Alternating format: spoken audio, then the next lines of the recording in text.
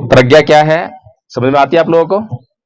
प्रज्ञा कितने प्रकार की होती है, प्रज्ञा क्या है, किसको मालूम है? हैंड रेज करें, हैंड रेज करें जी। नहीं, प्रज्ञा, प्रज्ञा को अभी तक जो है शायद परिभाषित नहीं किया गया। मैंने कहीं प्रज्ञा की परिभाषा नहीं पढ़ी। जब मैंने विपश्यना का कोर्स किया तो मैंने जो है पूजनीय गुरु सत्यनारायण गोयनका जी, उनके द्वारा जो प्रज्ञा के बारे में जाना समझा, उसी से कुछ समझ में आया। तो उन्होंने जो प्रज्ञा के बारे में बताया, 3 प्रकार की प्रज्ञा की बात उन्होंने कही कि प्रज्ञा जो है 3 प्रकार की होती है और आसानी से समझ में आ जाती है। पहली प्रज्ञा होती है सुतमयी प्रज्ञा। प्रज्ञा बहुत महत्वपूर्ण है। प्रज्ञा मीन्स नॉलेज, ज्ञान। और नॉलेज क्या है, ज्ञान क्या है? क्या है ज्ञान? ज्ञान क्या है? एक तरफ अंधेरा है, एक तरफ रोशनी है। अंधेरा है तो रोशनी नहीं है, इसका मतलब है ना। अंधेरा है तो इसका मतलब रोशनी नहीं है। साफ साफ स्पष्ट संकेत है कि अगर अंधकार है तो रोशनी के अभाव में ही है, और रोशनी है तो अंधकार नहीं है। दोनों एक दूसरे के दुश्मन है, विपरीत है। तो इसीलिए प्रज्ञा जो है वो नॉलेज है। अब कैसी नॉलेज है, इसको जानना है, कैसी नॉलेज है। तो एक तो नॉलेज यानी जानकारी वो है जो हम किसी से सुनकर प्राप्त करते हैं, जैसे मैं बोल रहा हूं, या कहीं किताब में पढ़ लिया। किताब में पढ़कर भी नॉलेज लेते हैं।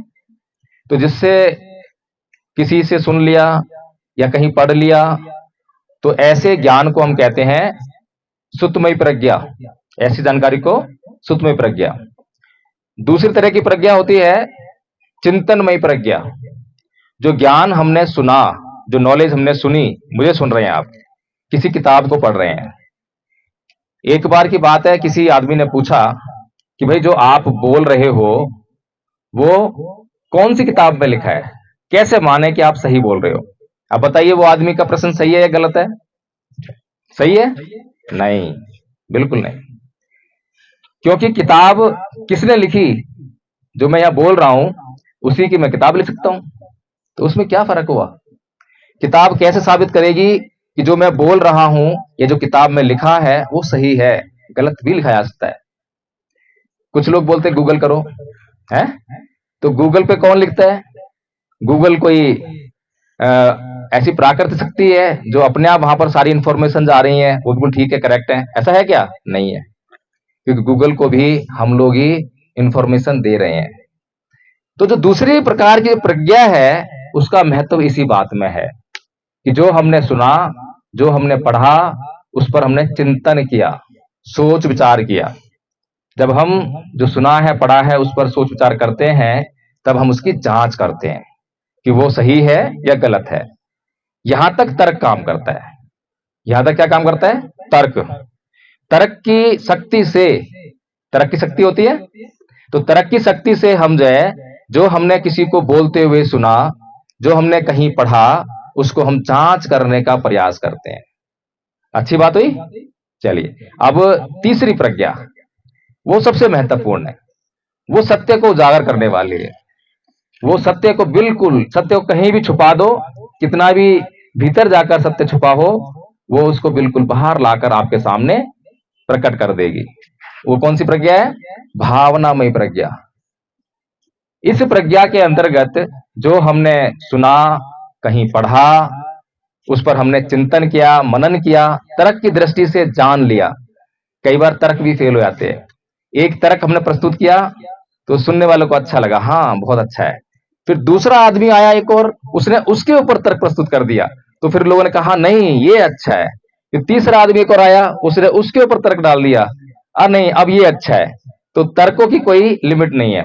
तर्कों का पहाड़ खड़ा हो सकता है और हम जो है सत्य को खोजते रह जाते हैं। तो इसलिए जो भावनामयी प्रज्ञा है वो बहुत महत्वपूर्ण है। भावनामयी प्रज्ञा हुई स्वयं के अनुभव से जब हम जान लेते हैं, तो फिर उसके बाद कोई और तर्क काम नहीं करता, तर्क के परे चला जाता है। सत्य की पूर्णतः अनुभूति होती है। जैसे कि मैं कई बार उदाहरण देता हूं, ये दीवार है, ये दीवार जो है कैसे बनी है? इस दीवार को अधिकतर लोग, दुनिया के जितने भी दुनिया में लोग हैं मनुष्य के रूप में उत्पन्न हुए, उन लोगों ने जब से पैदा हुए और जब तक मरेंगे इस दीवार को केवल दीवार ही मानेंगे और दीवार मानकर जिएंगे, दीवार मानकर मर जाएंगे। लेकिन उनमें से बहुत कम लोग ऐसे होते हैं जो कुछ और आगे चलकर सोचते हैं।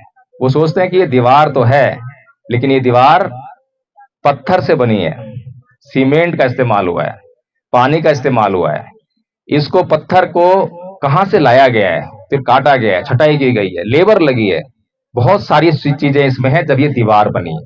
तो दीवार की परिभाषा जो है वो करने लगते हैं जब तो दीवार बनती है। अधिकतर लोग क्या है, दीवार है, दीवार को दीवार मानकर ही जिएंगे और वैसे ही मर जाएंगे।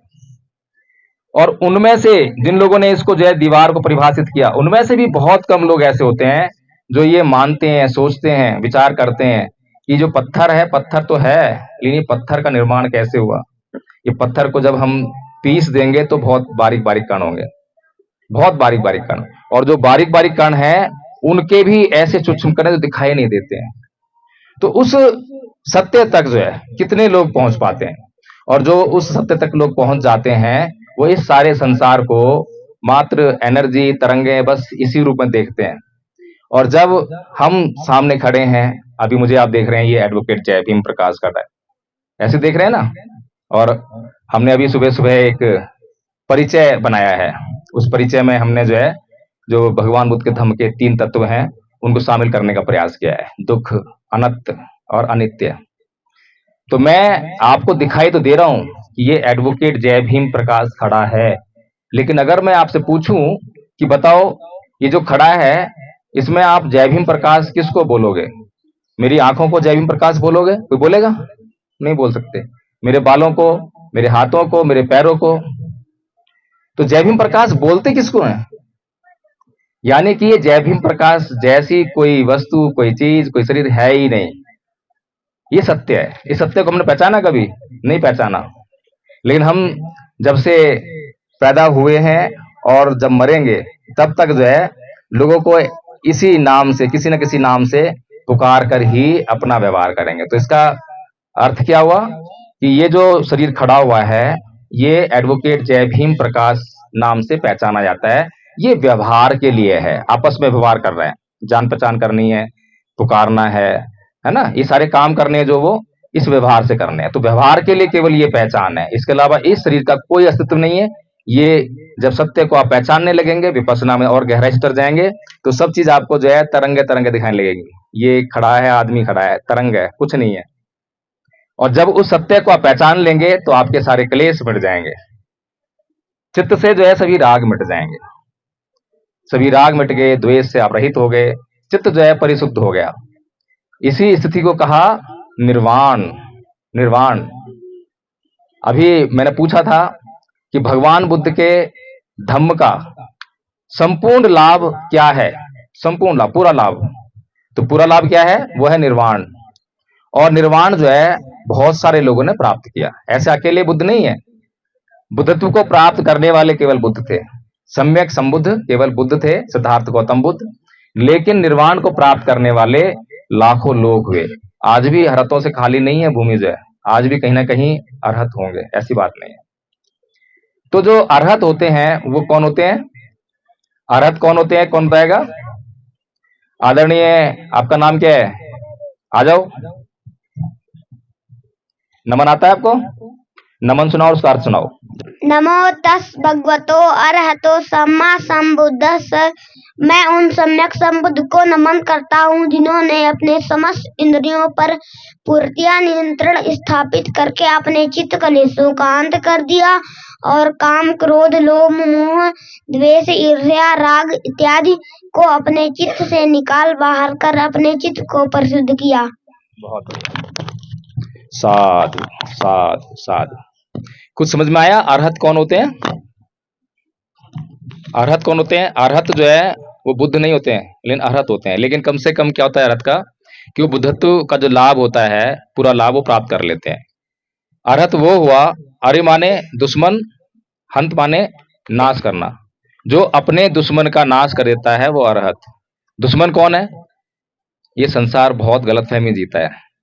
ये संसार जिसको अपना दुश्मन मानता है वो तो दुश्मन है ही नहीं, उससे तो मित्रता की जा सकती है, लेकिन ऐसा दुश्मन जो हर पल हमारा नुकसान कर रहा है, हमारे जीने में अड़चन पैदा कर रहा है, हमें सुखत्व का जो लाभ है उसके मार्ग में बाधा बना हुआ है, वो है हमारे चित्त के विकार, काम, क्रोध, मोह, लोभ, द्वेष, तृष्णा, ईर्ष्या, राग।